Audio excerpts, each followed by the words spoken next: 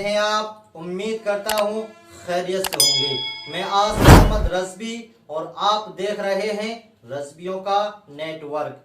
आइए आज फिर मैं आपके सामने दो सवाल लेकर हाजिर हुआ हूँ और सवाल क्या है समाअत कीजिए। सवाल नंबर 1, जुमा मुबारक के कितने नाम हैं? तो जवाब यह है जुमा मुबारक के कई नाम हैं। हर जबान में अलग अलग नाम से पुकारा गया है।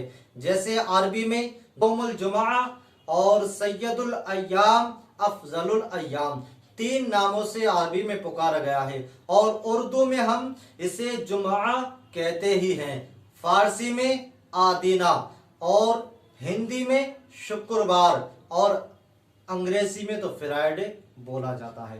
तो इस तरीके से वगैरह वगैरह हर जबान में अलग अलग इसका नाम दिया गया है। आइए अब बात करते हैं हम सवाल नंबर 2 पर। सवाल नंबर 2 क्या है? जिसकी फजर कज़ा हो क्या वो नमाज जुमा पढ़ सकता है?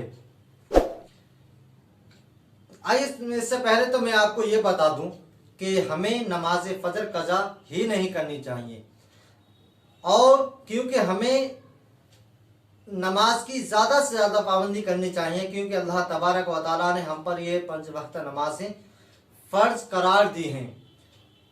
तो हमें इससे ज़्यादा फिक्र काम की हो चुकी है आजकल, क्योंकि हम सुबह उठे, काम पे गए और शाम को वापस आए, आकर खाना खाया, अपने बिस्तर पर लेटे, सो गए।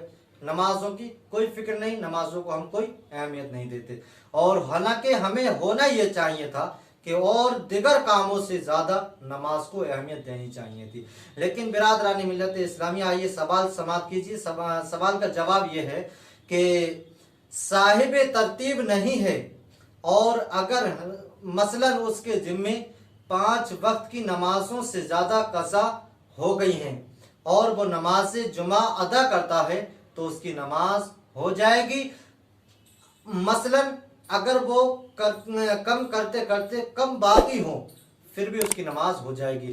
हालांकि और जो साहिब तरतीब है उसकी नमाज कज़ा हो गई तो उसकी फजर की नमाज कज़ा है तो वो नमाज जुमा पढ़ता है तो नमाज जुमा नहीं होगी।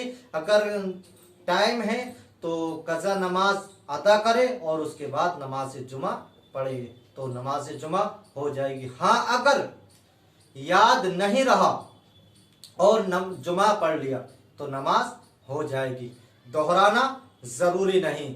जैसा कि बाहर शरीयत में है कि भूलने या तंगी वक्त के सबब तरतीब साकित हो गई तो उस पर वो भी ओद ना करेगी। जैसा कि नमाज पढ़